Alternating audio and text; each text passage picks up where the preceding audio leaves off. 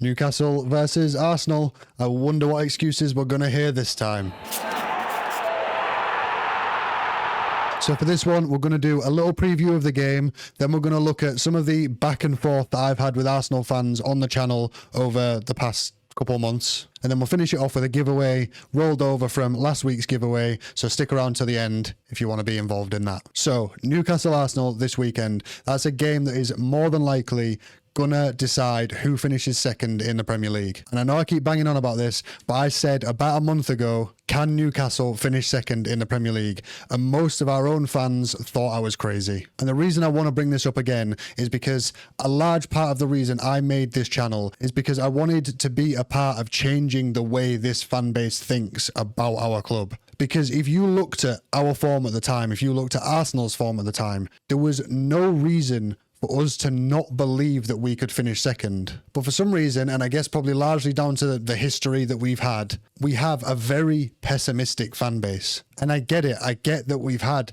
70 years of getting our hopes up and being let down. I get that. But this isn't the same Newcastle United. We've already seen things happen with this club that we haven't seen before. Not for a long, long time anyway. And I just think when things are going well, as a fan base, we need to learn to be able to just ride the wave, not sit there allowing our history to have us thinking, oh, when's it all going to come crashing down? Because with these owners, with everyone that we have involved with the club at the moment, the playing staff, the manager, it's not going to come crashing down. The only way it would come crashing down is if the owners, for some reason, were forced to sell, in the same way that like Roman Abramovich was at Chelsea. If some geopolitical madness happened and they were forced to sell, which obviously geopolitical Saudi Arabia, that isn't impossible. But whilst these owners are in place, I think as a fan base, we need to be more positive. And this isn't me having like an arrogance in the sense of me saying we deserve success in the way that, you know, Man United fans would or anything like that. I'm not saying we deserve it. I'm not saying we have a God-given right to it. What I'm saying is that if you watch what we're doing, if you look at the people that we're appointing, if you look at everything that we're doing as a club, if you just follow the patterns, if you follow what our owners have been doing in other sports outside of football, when they set their targets on something, they mean business. And whilst they're in the hot seat at Newcastle United, I would say that our rise to the top is near enough inevitable. And I think as a fan base, we need to believe more in that, because what has happened over the past 3 years, no one would have predicted. So I think my point is, expect the unexpected. But having said that, that doesn't mean I get everything right, because I don't. I said last week that I thought Joe Linton would be playing for the Chelsea game because he'd had injections, and he didn't play for the Chelsea game. We've also now been told that he's probably not going to play for the rest of the season, which I'm not going to lie, I now don't feel like I understand anything at all, because realistically, injections are essentially like a painkiller. They allow a player to play through pain. So that's why it made sense to me that if he's having an injection, it's so that he'll be able to play through pain. I think what's realistically probably happened is he's had an injection to try and train through pain to see if he can manage the pain enough to be able to play. Evidently hasn't been able to train well enough through the pain. So there's obviously more pain or potentially damage there than he hoped there would be. So that's why Eddie has said he's more than likely not going to be featuring for the rest of the season now. Having said that, Eddie has said that multiple times about players, and then they've still ended up come Sunday on the team sheet. So I don't really know what to expect, but it sounds like at the moment at least, Joe Linton won't be playing for the rest of the season. But anyway, back on to us potentially finishing second. Now, I've already rattled a few Arsenal fans on this channel with the video that I did maybe about 2 months ago now. I did a video on, is Eddie Howe better than Arteta? And there was a few rattled Arsenal fans in the comments of the YouTube video, but there was even more rattled Arsenal fans when I decided to clip up a part of that video and put it on TikTok. Austin Trusty, no idea who that is, miss. Zinchenko, 29 million, have to give that a miss. Kai Havertz for 65 million. Now, obviously on TikTok, people's attention span is considerably less than it is on YouTube. So to capture your audience on TikTok, you have to generally do something a little bit more outrageous than it is on YouTube. So what I chose to do on the TikTok video was I took all the sign-ins that I'd done in the hit or miss section from the YouTube video, but I chose all of Eddie Howe's best sign-ins and all of Arteta's worst sign-ins. And obviously, as you can imagine, there was a lot of very angry Arsenal fans in the comments. It got about 50,000 views and about 300 plus comments, all pretty much just Arsenal fans raging in the comments. And other than the obvious comments of people saying, why have you only chosen our worst signings, blah, blah, blah, blah, there was also a few people trying to defend Arteta and say that Eddie Howe is not better than Arteta. And the only thing that most of them were able to come up with in defense of Arteta was that Arteta always finishes above Eddie Howe in the league. So to a few of them, I tried to reply to as many as I could, and my response was, Eddie Howe took over a team 20th in the Premier League, rock bottom 20th in the Premier League, no wins in 14.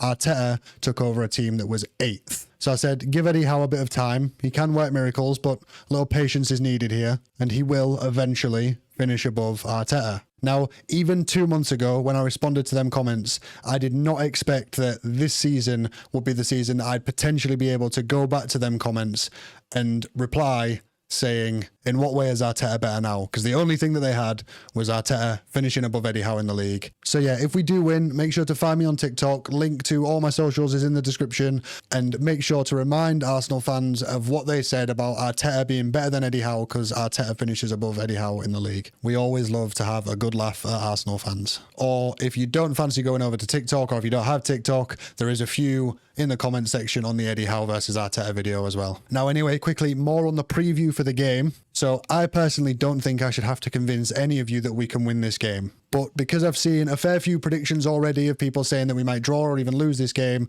I guess I'm going to have to convince a few of you that we can win this game. So to do that, what I'm going to show you is this is Arsenal's recent form.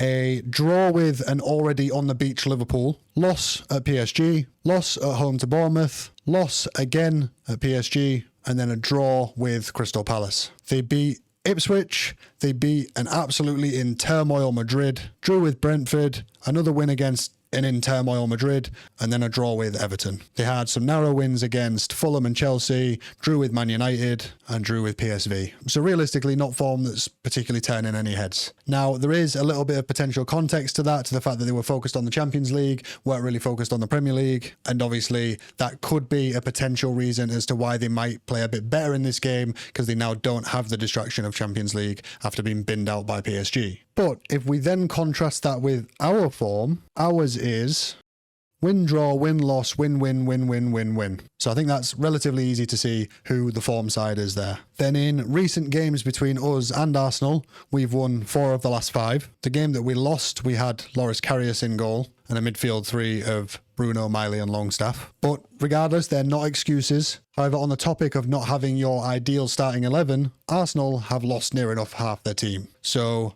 Trossard came off last week injured. Rice didn't play at all because he's nursing an injury. Havertz is on the verge of coming back, but still probably isn't back. Marino got suspended. So with having them have their players just dropping off left, right and centre, I can't imagine Arteta then coming out, even though in a perfect world they would probably really want to win this game for a number of reasons, and I'll get into them. But realistically, I just can't see him having the players go out and give 110% in this game when the season's pretty much already over for them. Not at the risk of losing even more players this close towards the end of the season, because if one of them gets a long injury, that's going to affect them for next season as well. Especially for someone like Rice, who's been nursing an injury, it just would make absolutely no sense to rush him back soon. Whereas we still have to win a game to get Champions League. So as much as we're sort of in the same boat where we've lost a few players, we probably won't want to risk anyone getting them injured right now, we also need a result from this game more than Arsenal do. So for that reason, we are more likely to be risking players, we're more likely to be going all out. And essentially, we're just going to be hungrier to win this game. Now, I said that I think there's a couple reasons why they might want to win this game, and they might be more up for it than they have been their previous games. And them reasons are, 1, they don't have the distraction anymore. I've already kind of said that. And then 2, the other reason, 3 years ago, I think it was, we denied Arsenal Champions League in the penultimate game of the season. And instead, Champions League then went to their biggest rivals, Tottenham. So I can imagine now that the tables have turned, I can imagine they're going to be quite keen to do the same thing. Obviously, Champions League won't be going to our biggest rivals because have you ever seen Amacam in Milan? But yeah, despite that, I still don't think they're going to be fired up for this game as much as we are because, as I said, we need to win this game. They don't really need to win. And with that said, if we win this game, we do get Champions League, or it's pretty much guaranteed. Because if we win this game, we go second, then the only teams then that can leapfrog us in the final day of the season, if we were to lose against Everton, are Arsenal, City, Chelsea and Villa, mathematically. However, Villa have about a 15 worse goal difference than us. So for Villa to leapfrog us, they would need to make up about 15 goals. So that would be a monumental fuck up on our part to let Champions League slip from that point. So realistically then, if we win this game and then lose our next game, the best Villa can do is level us on points, but they won't overtake us on goal difference. So that would mean that we finish 5th if everyone else wins their games. Now add into that the fact that Chelsea also play Forest away as well. I think it's pretty safe to say that if we win this Arsenal game, it's guaranteed that we've got Champions League. Now, quickly in terms of team news, we've just had Eddie Howe's press conference, or I've just heard Eddie Howe's press conference. So he said that Willock is 50-50. Joe Linton we're probably not going to see for the rest of the season. Botman is fighting to be fit, so we don't know about that one. So I think we could see that back five again that we saw against Chelsea last week. I thought that was a tactical masterclass from Eddie Howe in the game against Chelsea. And I think that back five would work really well against Arsenal's tactical setup as well. So hopefully we can see Botman and that back five again with Murphy at right back, Barnes on the right wing, Gordon on the left wing. If we can't see that, I guess we're looking back at the 4-3-3. So I guess then you're looking at either Joe Willock or Miley on the left side, or potentially Joe Linton if Eddie Howe's just playing Eddie Howe games again. But I do think the most likely setup is the back five again. My prediction for the game would be Newcastle win. I think I'm probably going to go with like a Gordon goal or assist, and I'll probably go with their right back, so either Ben White or Jurriën Timber to get a yellow card, I think. But enough of my probably losing bets, and let's get on to your predictions for the giveaway. So same as last week, except for this time it's been doubled because no one won last week's, so it's rolled over,